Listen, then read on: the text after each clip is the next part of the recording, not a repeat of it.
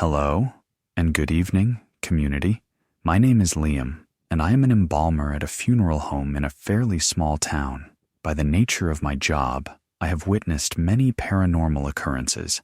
Some have been quite casual and anecdotal, and others have left me scarred for weeks and even months.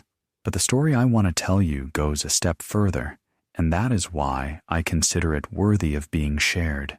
You see, I don't want to be specific with my place of origin, but let's say I am from a Caribbean country where spiritism and witchcraft are widely practiced religions, both for good and bad.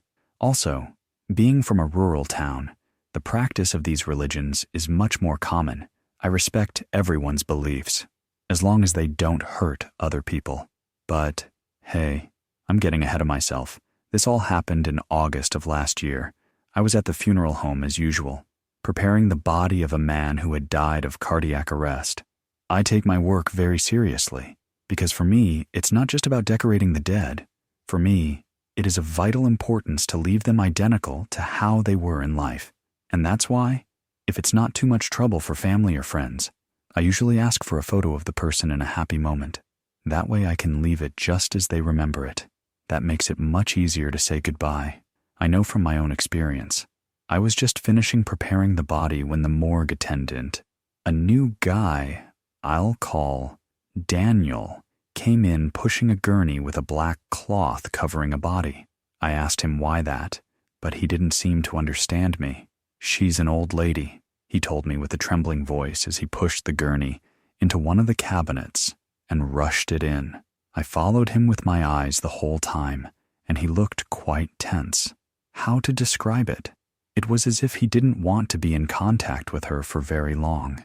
He even made a very impolite gesture, shaking his hands and body as soon as he closed the cabinet. I told him not to do that she was someone's wife or mother, and that she did not deserve to be treated with disgust. But he corrected me immediately. "It's not disgust, Javier. It's fear." "Let's see. Why?" "Well, I don't know if you believe in these things, but that lady was a witch. I'm not going to lie.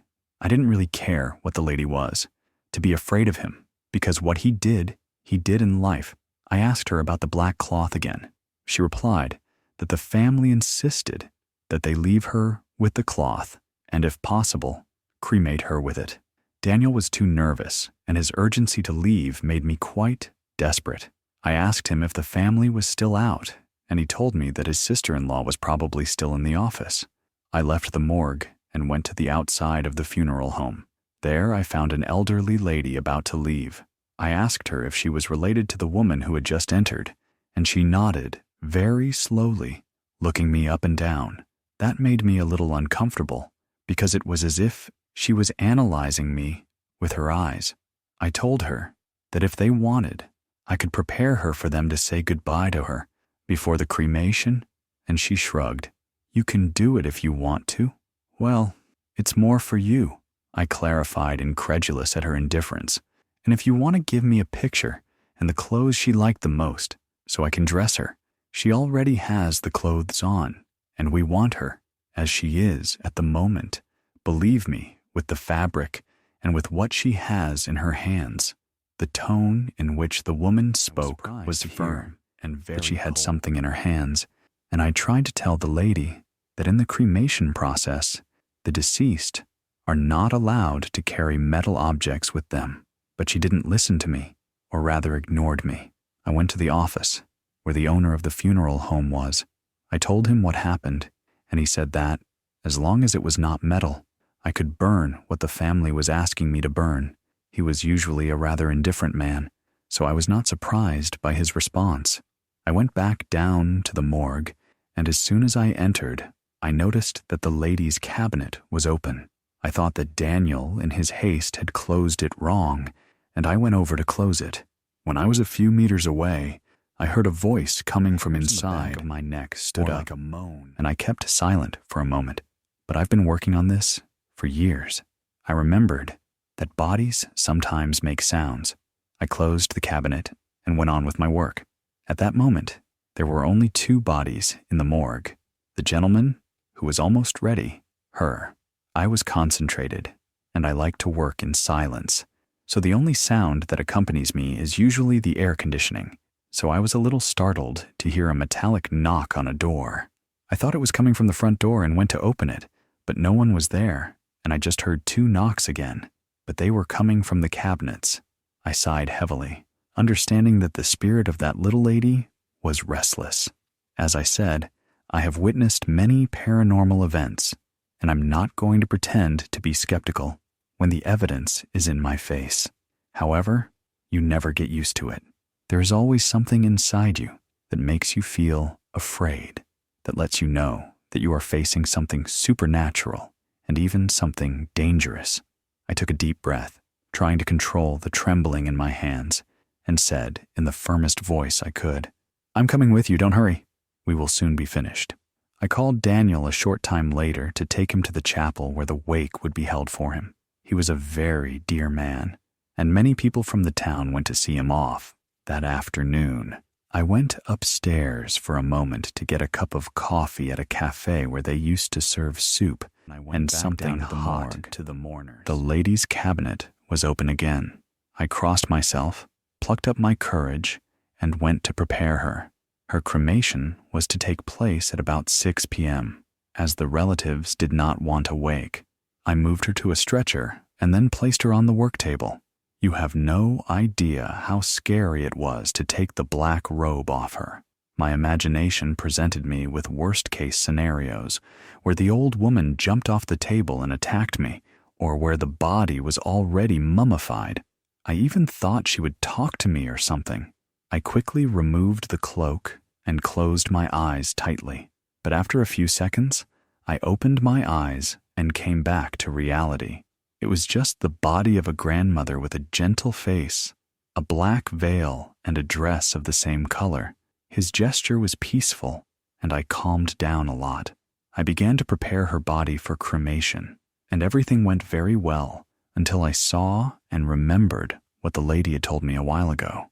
The old lady had her hands folded on her belly, and I noticed she was holding something. Again, the same fear that came over me when I was about to take the mantle off of her tackled me, as I thought I should see what she was holding in her hands. Although this time, my fear was justified. In his hands, he was holding what I can only describe as a ball of flesh and hair with 2 little bones sticking out of it. It made me nauseous, and I understood Daniel's feeling, that fear and distrust he had as he moved the stretcher to the morgue. Now, I must explain something about the process of cremation of a corpse. Normally, the deceased are cremated with their clothes and may have fabrics and photographs or other symbolic objects, but under no circumstances should metallic objects or ceramics enter the cremation oven. And it was my responsibility to check that jumble of flesh and hair to see if it had any metal objects. I didn't want to, and I remembered what Daniel told me. That woman was a witch, and that thing was a job. I didn't want to touch it, but I didn't want to burn it either. My situation was pretty complicated, and I kept thinking about my options as I prepared the body, until it was finally ready, and I crossed myself, thinking that what I decided was the best thing to do, not only because of a professional issue, but because if it was true that this woman was a witch. So, that was a job, and it couldn't be good. I grabbed some tweezers and tried to grab that lump of flesh, but the old woman's hands held onto it tightly. I had never seen such a strong rigor mortis. In the end, 1 piece at a time, I managed to undo it and throw it away. I never touched it with my hands. I didn't feel comfortable with that thing in the morgue garbage can, so I took advantage of the fact that I had to call Daniel to take it to the crematorium to take the trash out on my own. I walked out of the morgue and didn't even take 5 steps when a loud scream made me stumble and fall. I looked incredulously at the door, and I could swear by anything I saw a shadow move through the window in the door. I ran like a madman to the outside of the morgue. I threw the bag in the trash and saw Daniel nearby. I implored him to come with me to put the lady in the cabinet because the cremation was a couple of hours away, and he agreed, albeit Reluctantly, when we entered, I found her in almost the same position, although her hands were slightly different on the sides of her body. I didn't comment anything to Daniel and simply covered her with her black cloak and put her in the cabinet. I did not enter the morgue again until cremation time, very curious, and although it was not my responsibility, I went over to the oven area to see if Daniel needed anything. I thought the lady's family would be there, or at least the woman I talked to earlier in the afternoon, but there was no one there, just Daniel standing in the corner, anxiously looking at his watch. I went in to join him, and the load became lighter for both of us as the minutes ticked by until it was finally time. No one came to see her off, so we moved her carefully into the oven, and I let Daniel do his job of operating it. I didn't know how to operate it, so I just watched. I will never forget what happened next. As soon as the body began to incinerate, a high-pitched, uncontrolled scream made us both jump. Daniel immediately turned off the oven and pulled the old woman out. Her mouth was open, and her expression had changed. Now he was full of anger, and his eyes were wide open. Daniel implored me to take her pulse, thinking she was still alive, but I assured him she was not. I worked with her for an hour or maybe 2. There was no way she was alive. However, he insisted, and I knew that until I proved it to him, he was not going to continue. Fearful, I raised my hand and took her pulse in front of him. Although it felt warm, there were no vital signs. Daniel reluctantly put it back into the oven, and no sooner had he started to incinerate it, the screams were heard again. Daniel didn't know what to do and ran out of the crematorium. I didn't have the strength to move my legs and listened to her screaming in anger for a couple of seconds more. Later, until the owner of the funeral home arrived, along with Daniel and other onlookers from the Lord's wake. They asked us what was going on, and I could not speak. Daniel, for his part, asked if they did not hear the screams, but they all looked at each other with confusion. Only Daniel and I witnessed what happened, and few of those present believed us. I went home at that moment, and fortunately my wife believed me and helped me drain all the stress of the day. Now Daniel had to continue working, and he told me what happened. 2 hours later, the old woman's body had been reduced to ashes, and the mourning woman came back to get her. He gathered the ashes and placed them in a rather simple urn, without crosses or any religious symbols. Fortunately, the boss was a witness and saw when the annoyed woman began to ask where was what she was holding in her hands. Daniel shook his head, as he did not know what she was talking about, and the woman flew into a rage, cursing and pretending to attack Daniel. Our boss had to stop her, call Martin, the security guy, and soon after the town police. Shortly thereafter, we found out from the policeman who came to help us that this woman was also a witch, and that the lady we had cremated had no family or friends who could claim her remains.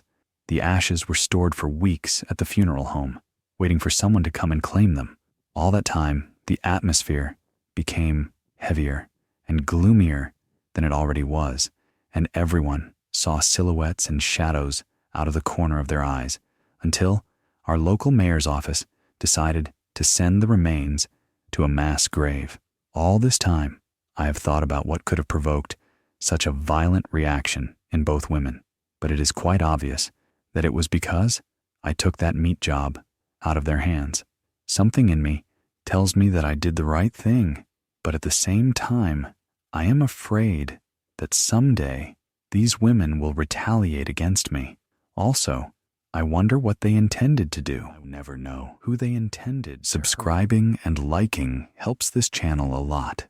If you've listened to my content before, liked it, and are enjoying what you hear in this industry, I'd appreciate it if you hit the subscribe button. Hello, my name is Antonio. I am a forensic doctor, and for the last 10 years, I have been working at the morgue of a private clinic here in Mexico City, although I prefer not to say which one exactly, to avoid any kind of retaliation. I don't think the clinic administration would be too happy about ghost stories being told on their premises. I remember it was December because my mentor, Dr. Rebecca, had put up a tiny Christmas tree in our office. She has always had a rather cheerful and optimistic attitude, and that helps a lot in a workplace like this. I laughed at that tree because it was so out of place with our usual gloomy surroundings. Anyway, it was a quiet afternoon. Everyone was doing their paperwork when the body of an adult arrived. The assistant came out of the office door, told us, and I told him to leave it in the autopsy room, not to put it in any cubicle because we were on our way. And a few minutes later, I heard the sound of his tennis shoes on the hallway floor. I knew he was gone, and it wasn't more than 2 minutes later when I heard loud coughing in the autopsy room. Rebecca must have noticed that I was startled, because she immediately asked me, "What's the matter? Didn't you ever hear anyone coughing?" I stared at her and asked her if she hadn't noticed that the assistant had already left. She kept quiet and just smiled at me, as if to imply that, yes, she had ears too. Then she stood up and I followed her into the next room. For anyone who has never been inside a morgue, it's a pretty simple place. Imagine a room with a few stretchers and work tables, and at the back, refrigerated cubicles to store the body of the deceased. The layout may vary, but the elements are almost always the same. We passed by, and the body was already on one of the morgue tables, covered by a blanket.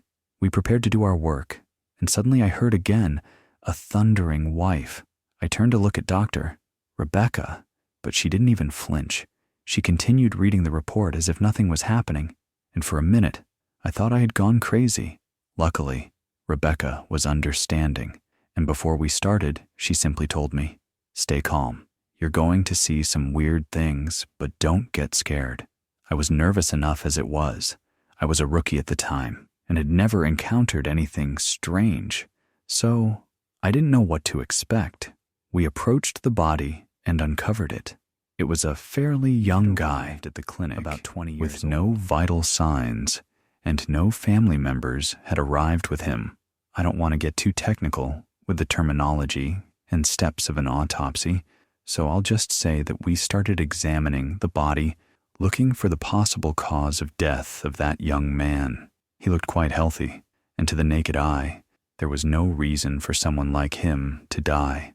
I was examining his left arm and was concentrating on my work when suddenly his hand tightened its grip around my arm. I jumped back, but I still couldn't free myself from her grip. Rebecca looked at me again, and her calmness rubbed off on me. Slowly, I pulled my fingers away and put her arm back in place to get on with the job, assuming it was just a muscle spasm. A few minutes later, his body jerked hard on the stretcher. I wiped the sweat from my forehead, making an effort not to look frightened as I watched his arms fall to the sides, and even how she made the gesture to sit up. Rebecca kept control and gently laid him back down. He put his arms back in place and continued as if nothing had happened. I was very tense, for I had never seen such violent and vivid post-mortem spasms, so coherent. Again, nothing seemed to provide an answer as to why or how this person had died. I proceeded to check his throat, and suddenly his eyes opened. I was frightened, not only because of that, but because I saw clearly how his gaze was pointed at me. I've always been a bit of a coward, and I know I can be easily suggestible, but that was no suggestion on my part. His eyes saw me, and again I felt him grab me by the wrist. I froze, and as if it wasn't cold enough in the autopsy room, I felt my blood freeze. Fortunately, he was not alone. A few seconds passed before Rebecca, with her calm hand, lowered the eyelids of that young man, saying in a gentle voice, "Stay calm. We're going to find out what happened to you." As I said, I was quite a novice at the time, and I stared at him not knowing if he was talking to me. The young man's hand free me from his grip. I understood that Dr. Rebecca knew much more about this profession than I could have imagined. I stepped back and sat for a few minutes watching her work with the same calm and good spirits that characterized her. I took a deep breath, remembering what she had told me, and went back to work understanding that she had seen it all coming, even before entering the autopsy room. It was my duty to remain calm and do my job to the best of my ability until Rebecca had a chance to explain to me what was going on. What I can assure you is that during the time I worked with that deceased, everything that happened escaped from normality.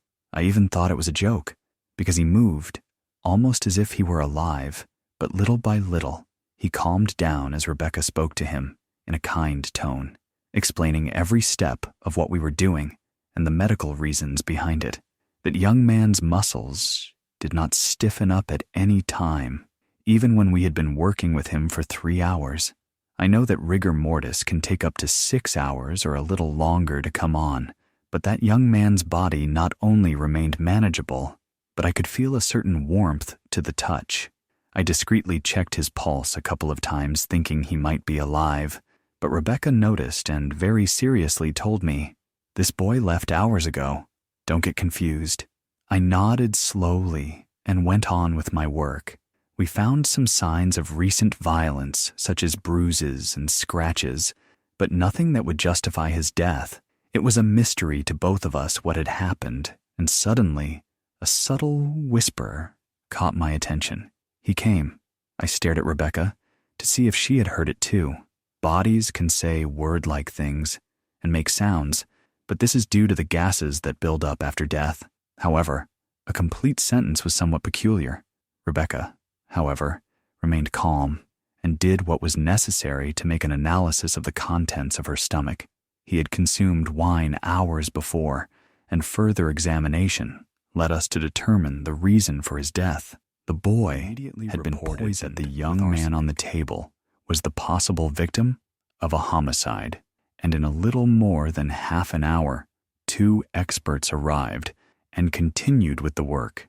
In the meantime, we finished the paperwork for the transfer of this young man, as he would surely be taken to the forensic morgue for further analysis. After an hour, they took him away, and Rebecca and I were finally able to return to the office. As soon as I sat down at my desk, I let out a deep sigh. My back and head ached, and I couldn't stop my hands from shaking. I stared at her, waiting for answers, and she didn't wait long to give them to me. Sometimes these things happen. Antonio, you have to get used to it. I tried to probe a little more, but Rebecca couldn't give me a clinical explanation of what had happened. He only told me that sometimes there are deceased who arrive very upset, perhaps because of the violence of their deaths, because of how unexpected they were, or on the contrary, because they knew what was coming and could not avoid it. In those cases, the body of the deceased is more agitated or rigid than usual, and it is something I had to learn to deal with. Whispering to them, talking to them calmly, usually helps a lot in such cases. She doesn't know why, but that's how it is. I stopped to think about those words, and I couldn't help but think that everything had a supernatural origin. I knew Rebecca was T, and I was quite confused that, having witnessed something like this on more than one occasion, she remained so skeptical. I asked her if she did not believe that this was a sign of something spiritual, something that escaped our earthly world, and she answered something I will never forget. You can interpret these situations as you wish, Antonio. What matters is that you do your job well and that you help the people who lie in that room to make a quick transition, or, like today, help them to find what she wanted to tell me. And we kept working, without a doubt, the best mentor I have ever had.